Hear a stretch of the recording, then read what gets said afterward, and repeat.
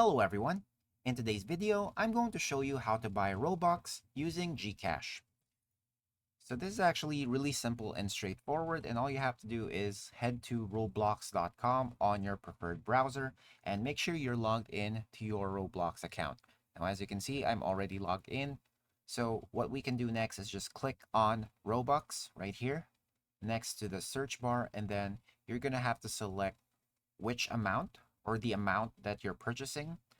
It also says here the equivalent price, and right down here you can see that you can also subscribe to Roblox Premium. So just choose whichever it is that you're purchasing. So let's say we're gonna get like 1,000 Robux maybe, so and then we're just gonna go ahead and click on this, and you should be able to see the payment methods that are available. Now, from first glance, you don't see the Gcash option right here. You have the credit card, debit, PayPal, redeem Roblox card, and then other. So what we're going to do here is select other. And as you can see, we're just going to wait for this to finish loading up. You will be able to manually add a specific credit or debit card, as well as some other popular payment methods, which includes Gcash as an Alipay partner and Amazon Pay.